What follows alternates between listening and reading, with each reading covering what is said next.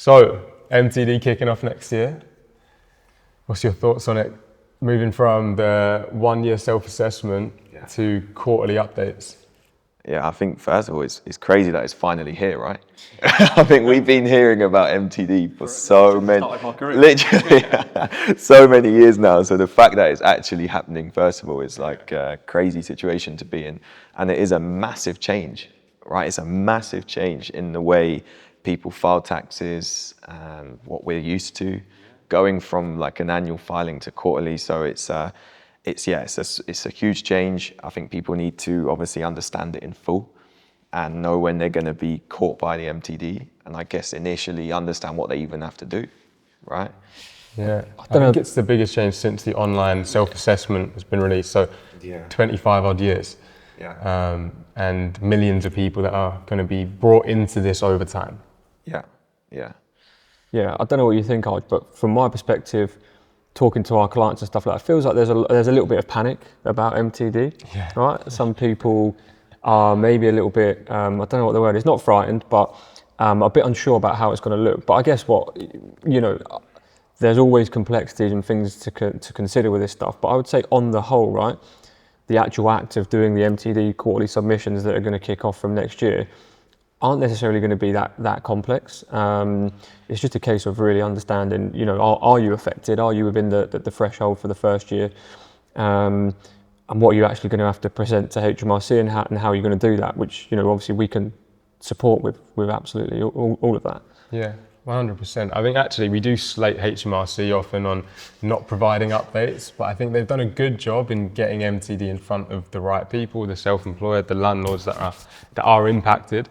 But at the same time, that's probably created a bit of panic prior to everything being ready. So HMRC have sent out lots of letters, done marketing to push the MTD narrative and campaign, but not all the integrations, not all the endpoints are actually ready from an MTD perspective. So as an example, right, you may not be able to submit your pension income at the end of your submission. So if you look on the HMRC website, it says it's not supported. So then how are you going to file next year? So they're telling people to look at software, find out which one you can use, but not all of it's ready yet. So there's a bit of a job for HMRC and software suppliers like ourselves to get the software ready and almost help clients through, whilst there is that bit of a panic on what software can I use, how do I do it, can I still use my spreadsheet, what do I need to report, when do I need to report it by? And I think the question that we get is like, can you support, like can this software help? And sometimes what you see online when using HMRC's system is that it says that no one can support me. Yeah. And I think it's worth noting on those more complex cases like the pension, the full return, that's still going to be at the end of the year, right? The main kind of final year assessment. The quarterly updates themselves aren't massively complex. And it's interesting because it's more, you can see that they're trying to bring the self-employed and the landlords a little bit more aligned with PAYE, right? Where the tax is getting deducted monthly. And we've seen cases where people are shocked when they do the return that they've got this amount of profit or taxes. So it's just trying to just give some kind of quarterly updates, which is almost how they say it, right? Which I believe is just the income and the expenses that gets reported. I think it's good for the individual as well, right? Like you've just touched on there, is like people maybe not really anticipating what their tax bill might be. And obviously there's a lot of people that are on top of it. But when people are busy running businesses and stuff like that, it's not always that easy to really keep track of it. You do the return at the end of the year, or a normal self-assessment, big tax bill potentially sometimes with additional payments for the following year. But I think my impression is that MTD is going to help a lot of people kind of get a bit more on top of the kind of their finances and what they need to report and where they're sitting sort of well ahead of year end. I agree. I think HMRC, and that is the HMRC message, right? Is that it will help people to get organised. But I think the challenge you have is the people that are already organised, that have spreadsheets, that are kind of tracking it, they're already doing it. And then naturally it's going to create a bit of a headache for those who aren't doing that, right? Who probably just leave it till year end, send everything over to an accountant and perhaps make up some of their numbers, which isn't correct. It's not the right thing to do. So actually it should push people towards keeping compliant and hopefully also keeping a bit more tax efficient because they're tracking things throughout the year. How many people are we expecting to be in year one impacted So- or under MTD? So in year one, it's impacting people who earn over £50,000 worth of qualifying income. So that looks at your gross rental income or your gross self-employed income. Yeah. Now that is impacted from April 2026. Yeah, April 2026. Yeah. And it's around 800,000 people that are expected. That's a lot of people. Isn't it? That is a lot of people. Yeah. And then from the following year, it's £30,000, which is around another 1.2 million or so people. And then the following year after that is another 1 million people at £20,000, so 2028. Yeah. So a huge amount of people will be brought into MTD, and I guess we'll need to start filing quarterly updates. We'll need to get familiar with using tax software and not relying on a HMRC service.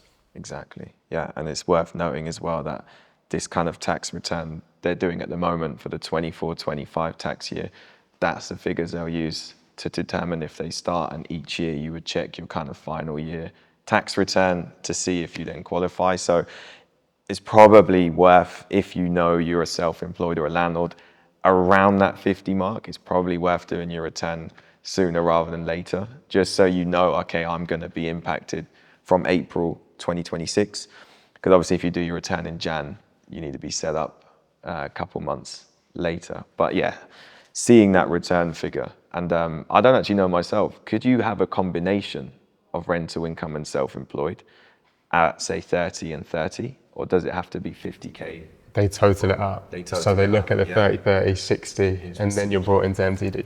So if you're a self-employed individual and a landlord, you're pretty much going to be You're screwed, yeah.